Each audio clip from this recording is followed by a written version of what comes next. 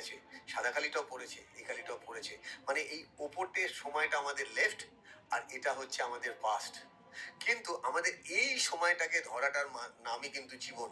এই সময়টা মানে ঠিক যেখান থেকে বালিটা পড়ছে, লাইফটা অনেকটা কিন্তু জাংশন স্টেশনের মতন। এটা আমি আমার এক্সপিরিয়েন্স থেকে বলেছি, বা আমার এনএলপি ট্রেনিং এও এটা করাই। প্রচুর মানুষ আমাকে ফোন করেন, এনএলপি শিখবো, এনএলপি শিখবো।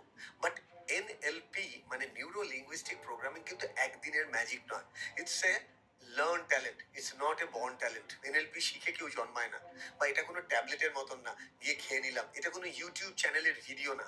এরকম তোমাকে অনেকেই বলে, ইউটিউব চ্যানেলের ভিডিও দেখলাম, খুব মোটিভেটেড হলাম, পরের দিন দেখলাম আবার সে ব্যাটারি ডাউন হয়ে গেছে।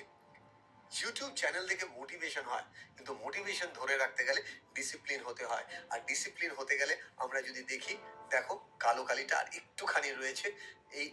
এই এটাকে যদি আমরা তিনটেকে মানুষ ধরি, এই মানুষটার জীবন কিন্তু অনেকটাই চলে গেছে, মানে রয়েছে কিন্তু এইটুকু।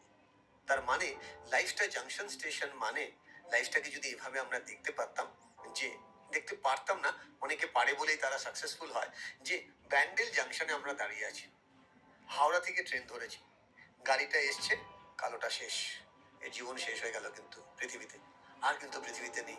পৃথিবী ওকে মেমোরি দিয়ে মনে রাখবে, পৃথিবী ওকে স্মৃতিতে মনে রাখবে, রিয়েলিটিতে সে আর এক্সিস্ট করে না। ঠিক সেরকম আমরাও কিন্তু পৃথিবী থেকে সবাই একদিন চলে যাব, কিন্তু সেই দাগ রেখে যা, তার জন্য আমরা কি করছি? সত্যি কি আমরা দাগ রাখার জন্য করছি? স্বাধীনতার আগে, আই এম সরি, পলিটিক্যাল কথা এভাবে বলা উচিত কিনা আমি